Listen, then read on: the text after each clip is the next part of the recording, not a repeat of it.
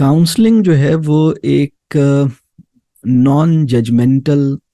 Listening therapy का नाम है। जब हम किसी की काउंसलिंग करते हैं तो हम कोशिश करते हैं कि वो जिस शऊर का मालिक है, जो उसका एग्जिस्टिंग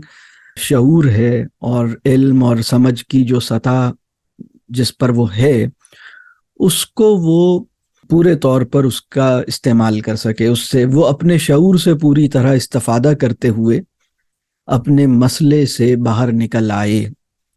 काउंसलिंग को मैं किस तरह डिफाइन कर रहा हूँ, यानी ये वो अप्रोच ऑफ काउंसलिंग है जो ERDC बुनियादी तौर पे फॉलो करता है, और बेसिकली जो काउंसलिंग की दुनिया में एक्सरसाइज है वो भी काफ़ी हद तक ये जो मैं कॉन्सेप्ट दे रहा हूँ इससे काफ़ी हद तक मैच करती है।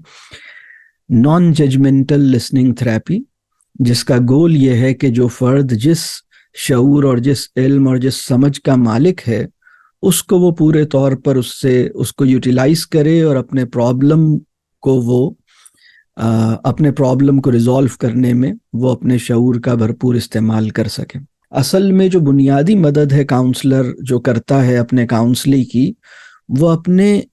इल्म की बुनियाद पे नहीं करता, बल्कि वो अपनी by the virtue of listening करता है। मतलब वो सुनने का एक ऐसा खूबसूरत तजर्बा फराहम करता है जिससे सामने वाला अपना सेल्फ कंट्रोल, अपना सेल्फ कॉन्फिडेंस,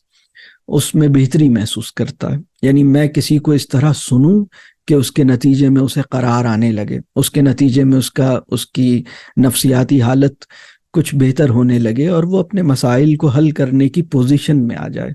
जो उसका शऊर, जो उसकी सतह इल्म है, उसके ऊपर खड़े होकर। अच्छा, जनरली काउंसलिंग जो है ना, वो किसी इंसान की कंसेंट के बगैर नहीं हो सकती। काउंसलिंग ऐसी चीज़ नहीं है कि मैं किसी काउंसलर के पास किसी को भेजूं और कहूं कि जी मैं इनको आपके पास भेज रहा हूं, इनकी काउंसलिंग कर दें। या मैं जैसे कभी मैं देखता हूं कि तालीमी इदारों में बड़ी काउंसलिंग के हवाले से नादानी और नासमझी पाई जाती है। जैसे वो किसी बच्चे को कहते हैं कि जाइए आप फलां के पास जाइए, वो आपकी काउंसलिंग करेंगे, या फलां को बुलाया है अपने पास कि आइए मेरे पास, मैं आपकी काउंसलिंग कर दूं। तो हमारे माशरे में काउंसलिंग से मुराद जैसे कन्विंस करना या एक्सप्लेन करना या कुछ टीच करना बन गया है, जो कि ठीक नहीं है। काउंसलिंग एक्चुअली ऐसा प्रोसेस नहीं है, और काउंसलिंग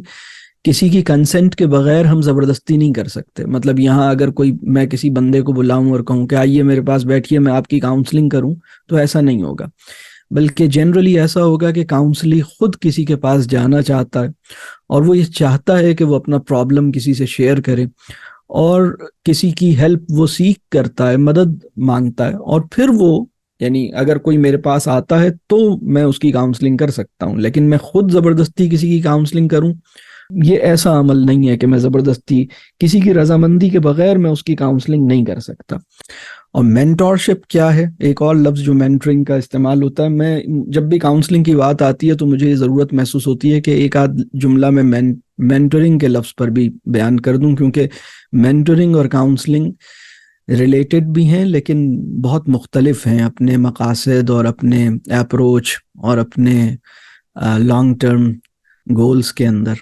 तो मेंटरिंग ये है कि हम इंसान का जो सतह शऊर है उसमें इजाफा करें, उसका जो पैराडाइम है उसको करेक्ट करें, उसके पर्सपेक्टिव को करेक्ट करें,